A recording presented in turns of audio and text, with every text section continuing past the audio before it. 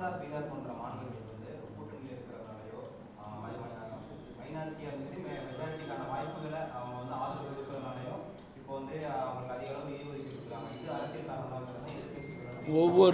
ஒவ்வொரு வருட பட்ஜெட்டிலும் ஒரு சில மாவட்டங்கள் பயன்படுகிறது என்பதிலே மாற்றுக்கருத்து கிடையாது. ஒரு சில மாநிலங்கள் பயன்படுகிறது என்பதிலே மாற்றுக்கருத்து கிடையாது.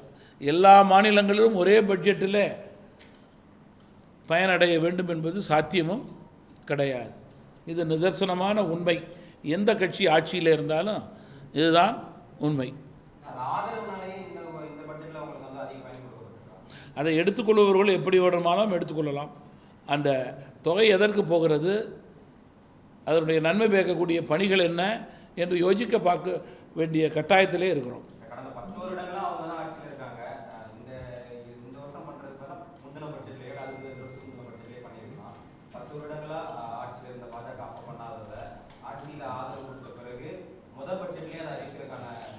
தொடர்ந்து ஆந்திராவுக்கும் பீகாருக்கும் பல வருடங்களிலே ஆயிரக்கணக்கான தொகைகளை பல துறைக்கு மத்திய அரசு ஒதுக்கி இருக்கிறது என்பதிலே மாற்றுக்கருத்தே இருக்க முடியாது. அதற்கு புள்ளி விவரங்களெல்லாம் இருக்கிறது. இது புதிதல்ல.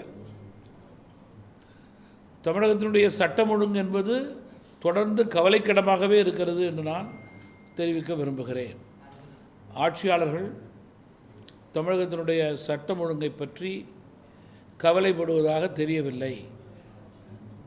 கொலை, கொள்ளை, திருட்டு, போதைப்பொருள், கள்ளச்சாராயம் என்பது மறைமுகமாக பல இடங்களிலே தொடர்ந்து கொண்டிருக்கிறது. காவல்துறையினுடைய கைகள் கட்டப்பட்டிருக்கிறது என்பதை நான் குறிப்பிட்டு கூற விரும்புகிறேன்.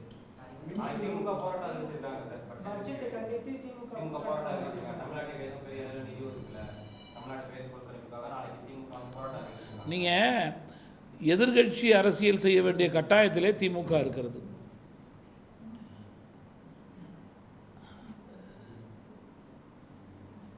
காங்கிரஸ் ஆட்சியில் தமிழகத்தில் ஒரு வருடத்தில் தமிழகம் விட்டு போயிருந்ததென்றால் அன்றைக்கு ஆர்ப்பாட்டம் செய்ததா இல்லையா என்று இன்றைக்கி யோசித்து பார்க்க வேண்டும்.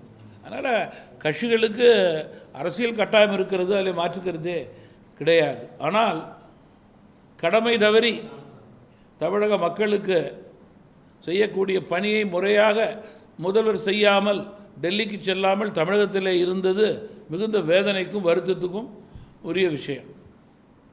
நிதி சொல்லுங்கள். நீங்கள் இந்த அரசு வந்து ஒரு கையில் கொடுத்து மறு கையில் வாங்குகின்ற பழக்கம் தொடர்ந்து கொண்டே இருக்கிறது. மின் கட்டணம் என்பது மக்கள் மீது சுமையே.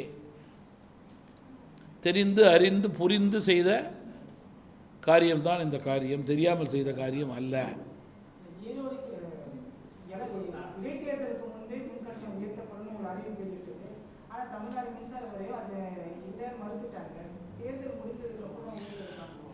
தொடர்ந்து திமுக வந்து தேர்தல் வாக்குறுதியை நிறைவேற்றவில்லை என்பது அனைவருக்கும் தெரியும். காத்து கிடக்கின்ற மக்களை ஏமாற்றுவதே பழக்கமாக இருக்கிறது திமுகவுக்கு. அதை தொடர்ந்து செய்து கொண்டிருக்கிறார்கள். அதில் மாற்றுக்கிறதே இல்லை.